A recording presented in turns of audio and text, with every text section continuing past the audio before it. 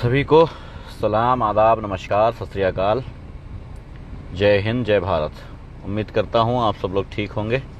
अगर मेरी आवाज़ मिल पा रही है तो बता दें कि मेरी आवाज़ आप तक पहुँच रही है, ताकि मैं अपनी बात को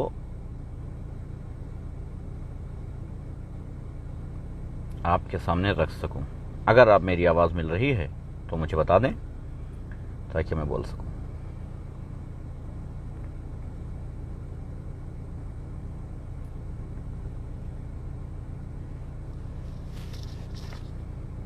बात वालेकुम अस्सलाम भाई, रमज़ान मुबारक आपको भी। वालेकुम अस्सलाम, इसका मतलब आवाज़ आ रही है। चलिए, शुक्रिया। बात करते हैं जो दिल्ली से कुछ जगहों से कुछ वीडियो आ रही हैं उस पर।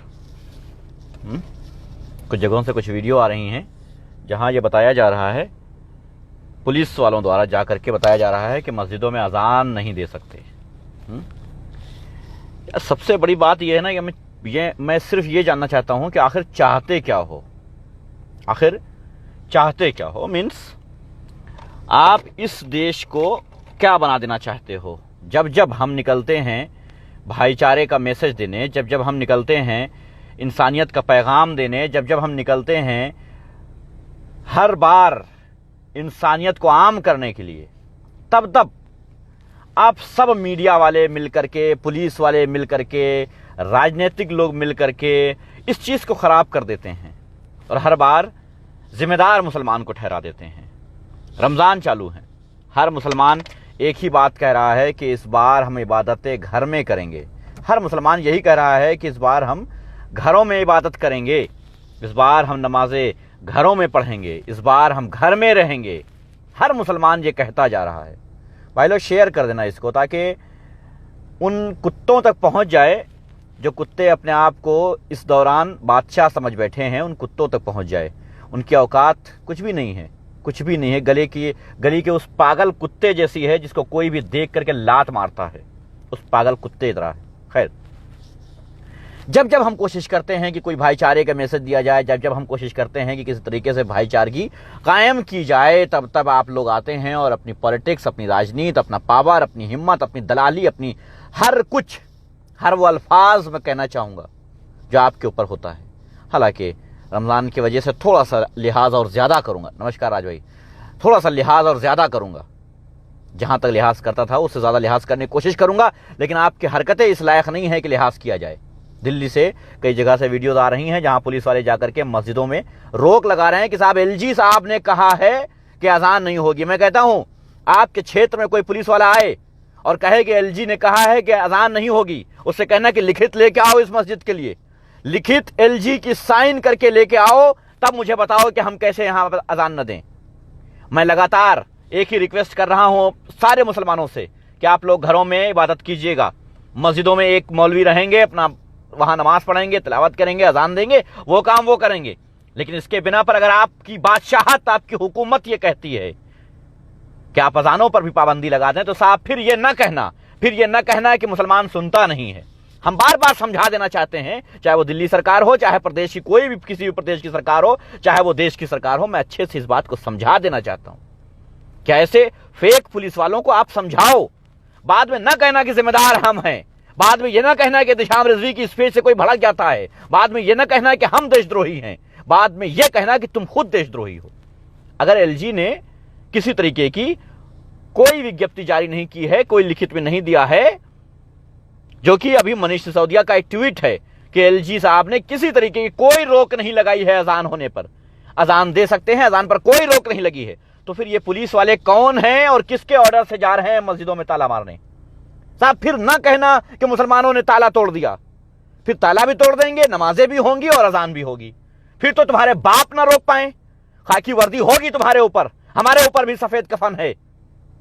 अपने हद में रहा करो, अपने लिमिट में रहा करो। बर्दाश्त की एक हद होती है। हम लगातार भाईचारगी का मैसेज दिए जा रहे हैं, हम लगातार लोगों को समझाए जा रहे हैं, हम लगातार चीजों को समझ रहे हैं, हम लगातार वो कर रहे हैं जो तुम्हारी करने की हैसियत नहीं है। उसके बाद भी वही बात। अब मस्जिदों की आवाज से तुमको कोरोना होने लग गया है। अब मस्जिद में अगर एक आदमी जा रहा है अजान देने, तो उससे भी तुमको कोरोना हो जाएगा, उससे भी तुम्हारे समाज में नफरत फैल जाएगी। लखनऊ में कई मस्जिदों पर रोक लगा दी गई है कि वहां पर अजान न दी जाए, अजान न दी जाए। मैं जानना चाहता हूं भारत की उस दलाल मीडिया से, भारत की उस दलाल से जो बैठ करके दूसरे मुसलमानों के ऊपर तंज कसती है, मैं उससे पूछना चाहता हूं यह कौन सा लॉजिक है कि अजान ना दो नहीं तो कोरोना फैल जाएगा। मैं जानना चाहता हूं भारत के उस प्रधानमंत्री से जो अपने आप को न जाने क्या समझ के बैठा है, कौन सा तानाशाह समझ के बैठा है, जबकि उसकी औकात 2 कौड़ी की नहीं है, सिर्फ 1 वोट की उसकी औकात है, जो मेरी भी उतनी ही औकात है। रही बात लोगों के दिमागों में, तो जाहिर है कि कम से कम मेरे दिमाग में उसके लिए कोई रिस्पेक्ट नहीं है। सीधी सी बात है, हम डरते नहीं हैं, इसलिए हम बोल देते हैं कि मेरी निगाह में उसकी कोई रिस्पेक्ट नहीं है। जो देश को तोड़ना चाहता हो, जो देश को बर्बाद करना चाहता हो, उसके मेरी निगाह में कोई रिस्पेक्ट नहीं है। मस्जिदों के अजानें अगर रोकी जाएंगी, अगर मस्जिदों में यह कहा जाएगा कि नहीं साहब आप अजान भी नहीं दे सकते हैं, तो फिर आप याद रखिएगा, फिर आप ना कहिएगा कि मुसलमान भड़क गया है, फिर आप ना कहिएगा कि मुसलमान नहीं सुनता है, फिर आप ये ना कहिएगा कि मुसलमान जिम्मेदार है, तो फिर जिम्मेदार आप होंगे उसके। अपने खाकी कुत्तों से कहिए कि मस्जिदों में ताला मारना बंद कर दें, मस्जिदों पर रोक लगाना बंद कर दें, अपने खाकी कुत्तों से कहिए। और हां, आपके क्षेत्र में किसी भी तरीके का कोई आदमी अगर मस्जिदों पर रोक लगाने आता है, उससे कहिएगा कि लिखित लेके आओ, उसके बाद हम अजान रोकेंगे। लिखित लेके आओ, एलजी, मुख्यमंत्री, कोई भी हो, उसका खुद का लेटर लिख के आओ कि हां इस मस्जिद पे अजान पे रोक लगाई गई है, उसके बाद हम रोक लगाएंगे।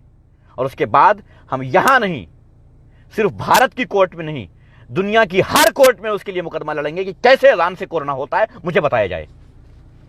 बिल्कुल राहुल सिंह जी भाई, लेकिन बहुत सारी मस्जिदों में दिल्ली में और लखनऊ में रोक लगाई जा रही है कि अजान नहीं दे सकते हो, मस्जिद में अजान नहीं दी जा सकती है, इस पे रोक लगाई जा रही है। यानी हम जितना सब्र कर लें, हम जितना रिस्पेक्ट दे लें अपने कंट्री को, हम जितना रिस्पेक्ट दे लें अपने प्रधानमंत्री को, अपना जितना रिस्पेक्ट दे लें अपने कानून को, मेरे ऊपर उतना ही ज्यादा हावी किया जा रहा है। अगर हम कहें कि साहब हम घरों में इबादत कर लेंगे, हम कहें कि हम घरों में नमाजें पढ़ लेंगे, हम भीड़ नहीं लगाएंगे, तो वो ये समझते हैं कि हम डर गए हैं, वो ये समझते हैं कि हम डर गए हैं। नहीं साहब, डरे नहीं हैं, हम अपने समाज की, अपने मुल्क की सलामती के लिए ये कर रहे हैं। तुम्हारे बाप की औकात नहीं है हमें डरा लेने की। हम मस्जिदों में नमाज ना पढ़ते हुए जो घर में पढ़ते हैं, उसकी वजह ये नहीं है कि तुमसे डर गए हैं, बल्कि उसकी वजह यह है कि हम अपने मुल्क में नहीं चाहते हैं कि किसी तरीके से कोई नफरत फैले, हम नहीं चाहते हैं कोई बीमारी फैले, इस वजह से हम घरों में पढ़ना चाहते हैं।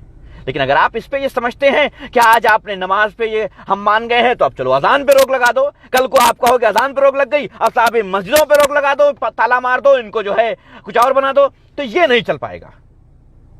अपनी औकात भर काम किया करो तो समझ में आता है। अपनी औकात भर, खाकी वर्दी की जितनी रिस्पेक्ट है उतनी रखो, समझ में आई बात?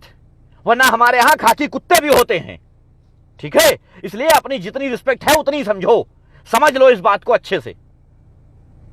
हाथ में डंडा लेकर के 2000 रुपए की नौकरी करने वाले जाकर के मस्जिदों में ताला मार रहे हैं, औकात क्या है इनकी? हैं कौन ये? ना कोई लिखित बात नहीं दे रहे हैं, कोई एप्लीकेशन नहीं, कोई परमिट नहीं, कुछ भी नहीं, मगर साहब मस्जिद में अजान नहीं हो सकती है, साहब का हुक्म है। कौन साहब है तुम्हारा? बताओ मुझे, कौन साहब है तुम्हारा? कुत्ता है कोई साहब तुम्हारा? कुत्ता, कोई साहब कुत्ता ही हो सकता है जिसको अजान से एलर्जी है। हुआ था एलर्जी एक को, निगम नाम था उसका, अजान से बड़ी दिक्कत थी उसको, दुबई में फंसा है, और जब अजान होती है तो अजान दोहराता है। जब अजान होती है, दुबई में फंसा है, और जब अजान होती है तो दोहराता है अजान को। मालूम है क्यों? क्योंकि उसको अपना ट्विटर भी बंद करना पड़ गया है, क्योंकि दुबई की हुकूमत छोड़ने वाली नहीं है उसको। अब वो चमचागिरी कर रहा है, चाटुकारिता कर रहा है, दुबई के टुकड़ों पे पल रहा है, वहां पर वो टुकड़ों पे पल रहा है, टुकड़ों पे दुबई के शेखों की फेंकी हुई हड्डी चूस रहा है वो सोनू निगम, ठीक है? इसलिए बता रहा हूं, समझ जाओ, कहीं ऐसा ना हो कि तुमको भी हमारी चूसी हुई हड्डी फेंकना पड़े और तुम्हें चूसना पड़े उसको। इसलिए औकात में आ जाओ।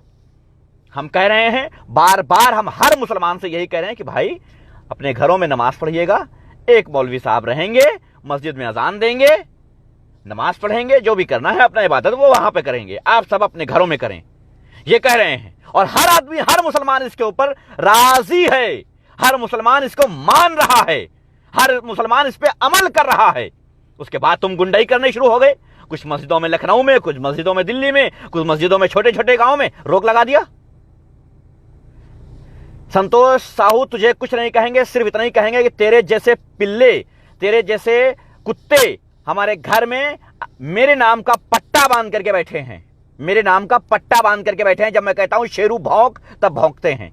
वही है, मेरी लाइफ देख करके तुम भौंकने आए हो। ठीक है, तुमसे नहीं बोलूंगा, छोड़ दिया इतना कह के। तो बता दे रहा हूं अच्छे से, कुत्तों, दलालों, भड़वों, सुन लो, अपनी औकात में रहो। हम डरते तुम्हारे बाप से भी नहीं हैं, हम डरते तुम्हारे बाप से भी नहीं हैं। ये हमारी मोहब्बत है, हमारी मुल्क से हमारी मोहब्बत है कि हम घरों में नमाज पढ़ने के लिए कह रहे हैं। ये हमारे मुल्क से मोहब्बत है, हमारे समाज से मोहब्बत है जो हम ये काम कर रहे हैं। अगर तुम इसे डर समझते हो तो ये गलतफहमी निकाल दो, ये गलतफहमी निकाल दो अपने जहनों से कि हम तुमसे या तुम्हारे बाप से या नाजायज बाप से डरते हैं। ये गलतफहमी निकाल दो अपने जहन से। भूल रहे हो, तुम भूल रहे हो। टुकड़ों पे पलने वाले तुम लोग कुत्ते हो, जो आज सरकार के टुकड़ों पे पल रहे हो, कल कोई और सरकार आएगी उसके टुकड़ों पे पल जाओगे। इंसानियत सीख लो, तमीज सीख लो। ये एक भारत में ही हो सकता है, ये भारत में ही हो सकता है कि साहब अजान न देना वरना कोरोना फैल जाएगा, अजान की आवाज से कोरोना फैल जाएगा, ये कह सकते हैं। वाह वाह भाई वाह, क्या लॉजिक बनाया है भारत सरकार ने। भारत सरकार, ये प्राइवेट आर्मी है। क्या है ना कि हमारे भारत में ये सरकार बड़ी शानदार और बड़ी समझदार है। ये डबल गेम खेलती है। एक गेम तो ये खेलती है कि साहब हमने मना नहीं किया, लिखित में दिया नहीं हमने, एक गेम ये है।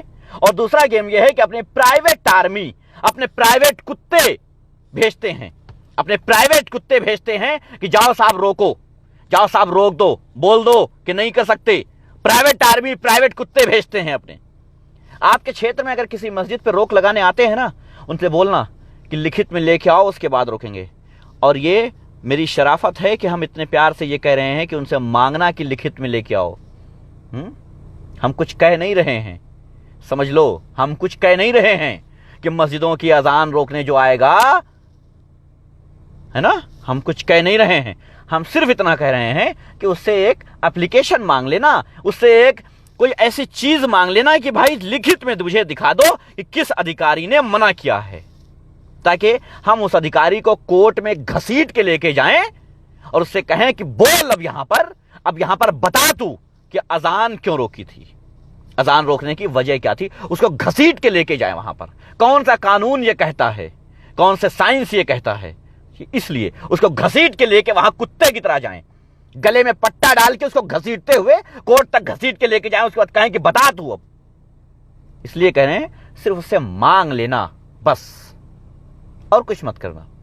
बाकी आप समझदार हो भाई, मेरे हिसाब से ही थोड़ी चलोगे। जितना हम कहेंगे उतना ही थोड़ी करोगे, जितना हम कहेंगे उतना ही नहीं करोगे। जाहिर है, कोई हमारे ऐसा तो है नहीं कि हमारे हर शब्द को आप मानोगे और उतने पे ही अमल करोगे, कुछ आगे नहीं करोगे, कुछ ज्यादा नहीं करोगे। मैं ये नहीं कहता हूं कि करोगे या नहीं करो, वो आप पे डिपेंड है, मैं नहीं जानता। मगर मांग जरूर लेना, उनसे मांग जरूर लेना कि अपना एक लिखित में पेपर मुझे दे दो, जो तुम्हारे अधिकारी ने कहा है वो मांग लो। किसी मस्जिद में अजान मत रोकना, किसी मस्जिद में अजान मत रोकना। हर मस्जिद में अजान होगी। किसी के माई के लाल की औकात नहीं है कि रोक सके। हां, जिन मस्जिदों में माइक का परमिशन है पहले से ऑलरेडी, जो हर मस्जिद में होता है, जिस तरीके से माइक लगा होता है उसका एक परमिशन होता है। जिन मस्जिदों में परमिशन है माइक का, उसमें माइक में भी होगी। जिन मस्जिदों का परमिशन नहीं बनाया था, उन पे अगर माइक हटा सकते हैं तो वो कानूनन हटा सकते हैं। जहां पे कुछ पता चला है कुछ जगहों पर, लेकिन उनका परमिशन नहीं था पहले से। और जहां जहां मस्जिदें हैं उसका परमिशन जरूर बनवा लीजिएगा पहले से। जब ये हट जाए ना तो उसके माइक का परमिशन पहले से बनवा लीजिएगा, ताकि कभी जब कोई कहे कि माइक क्यों लगा है तो परमिशन दिखा सकें उसका। तो ये परमिशन बनवा लीजिएगा आप लोग, जो भी मस्जिद के जिम्मेदार हैं वो परमिशन, कानूनी पेपर आप मजबूत रखिए। इनकी औकात नहीं है कि रोक लें, आप कानूनी पेपर मजबूत रखिए बस। इन कुत्तों की क्या हैसियत, टुकड़ों पे पलने वाले, टुकड़ों पे पलने वाले। शेखों की हड्डी, फेंकी हुई हड्डी को चूसने वाले। क्या है इनकी? गोल्डी लकी, दोबारा ये बात मत बोलना, तुमको एक बार मैं ब्लॉक कर दे रहा हूं फौरन। दोबारा ये बात मत बोलना वरना बहुत बुरा होगा, ठीक? अब पहली बार बोल दिया, मुझे पता है कोई भक्त होगे तुम, किसी भक्त की औलाद होगे, ठीक है? भड़का रहा हूं क्योंकि तेरी, बस क्या कहूं, समझ आई बात? मनमोहन हरदोई, अब क्या कहूं, क्यों भड़का रहा हूं? बेटा रमजान ना शुरू होते तो आज मैं दूसरे मूड में था, आज मैं दूसरे ही मूड में था। आज मैं तुमको वो भी बताता जो तुमने सोचा नहीं होगा। तो बता देता हूं, किसी मस्जिद में किसी भी तरीके की कोई अजान मत रोकना। किसी माइक के लाल में औकात नहीं है कि अजान रोक दे, दिखाए लिखित में, दिखाए लिखित में कि हां किस अधिकारी ने कहा है, ताकि उस अधिकारी को कुत्ते का पट्टा बांध के कोर्ट तक घसीट के लेके जाए, बताएं कि कैसे तूने कहा है, संविधान के खिलाफ है तू। एक आदमी मस्जिद में जा रहा है, उसमें क्या प्रॉब्लम है? राजन कुमार झा, तुझे मैं अभी फिलहाल ब्लॉक कर देता हूं कि तेरी मां जो है ना वो थोड़ी गलतियां कर गई थी, तब तू पैदा हुआ है, इसलिए तुझे ब्लॉक कर देता हूं, ठीक? तुझे ब्लॉक कर दिया है क्योंकि तेरी मां गलती कर गई थी। खैर, समझ लीजिए इतनी बात अच्छे से। कोई भी आए, मैंने जैसा कि देखा है, सुबह से कई वीडियो मेरे पास आ चुकी हैं, दिल्ली में कुछ खाकी कुत्ते टहल रहे हैं गलियों में और मस्जिदों में जो है रोक लगा रहे हैं। तो उन खाकी कुत्तों से कहिएगा कि लिखित में लेके आओ कुत्ते, सीधे बोलना, कुत्तों लिखित में लेके आओ।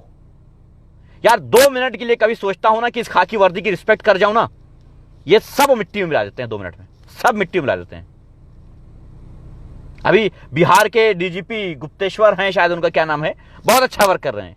पिछले 2 दिनों से मैंने उनकी वीडियोस जो सुनी है, यकीन जानो कि रिस्पेक्ट भर भर के निकल रही थी उनके लिए, खाकी वर्दी के लिए। उनके लिए तो है रिस्पेक्ट, अभी भी है और रहेगी, लेकिन खाकी वर्दी के लिए रिस्पेक्ट आ रही थी कि हाँ यार कुछ अभी समझदार लोग हैं, कुछ तमीजदार लोग हैं।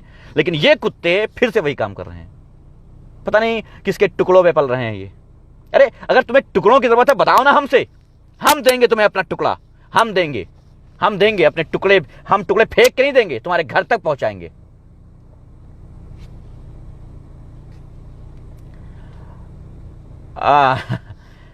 क्या नाम है आपका? सक्षम गुप्ता, उमर वसिया, पता नहीं, आपने नाम भी बड़ा लाजवाब है। आपने ये हदीस खुद कही है क्या? फेसबुक चलाना मना किया है, हैं? अगर कहीं आपको लगता है कि कोई हदीस आपने खुद कह दी हो तो अलग बात है कि फेसबुक चलाना नहीं चाहिए ना। खैर, अपने आप लोग मस्त रहिए, आप लोग नई नई हदीसें निकालते रहिए। पता नहीं, पहले आप नाम लिखना शुरू कीजिए, अच्छा सा नाम लिखना शुरू कीजिए, पहले अपना सही से नाम लिखना शुरू कीजिए, उसके बाद आइएगा हदीस बयान करने। खैर, तो बता देता हूं, किसी मस्जिद में अजान रुकनी नहीं चाहिए। हर मस्जिद में अजान होगी, लोग जाएंगे अजान देंगे, और अगर कोई रोकने की कोशिश करे तो उसे लिखित में मांगना पेपर, कोर्ट तक उसे हम घसीटेंगे, कोर्ट तक हम घसीटेंगे उसे, याद रखना। हां, ज्यादा लोग नहीं होने चाहिए। जब कानून आप मानोगे, कानून के हद में आप रहोगे, तभी कानून से हम कह सकते हैं कि साहब हम तो कानून के हद में हैं, ये क्यों नहीं। लेकिन अगर हम खुद कानून तोड़ने लग गए तो फिर नहीं कर सकते हैं। अगर आप मस्जिदों में भीड़ लगाने लग गए तो फिर हम जिम्मेदार नहीं है, उसके जिम्मेदार आप होगे। लेकिन अगर मस्जिद में एक लोग जा रहे हैं, आवाज दे रहे हैं और कोई रोक रहा है, मुझसे बताइएगा, कोर्ट में उस अधिकारी को घसीट के लेके आऊंगा। याद रखना, ये लॉकडाउन भी ना कोर्ट खुलती है, घसीट के लेके आऊंगा कोर्ट में, पूछूंगा कौन सा संविधान, कौन सा कानून कहता है देश में रोकने के लिए अजान। ज्यादा अपने आप को पावरफुल मत समझ ले, ये सरकार, ये हुकूमत, ये बादशाहत, ये कुत्ते। ये समझे कि सिर्फ 5 साल की बात होती है, बस,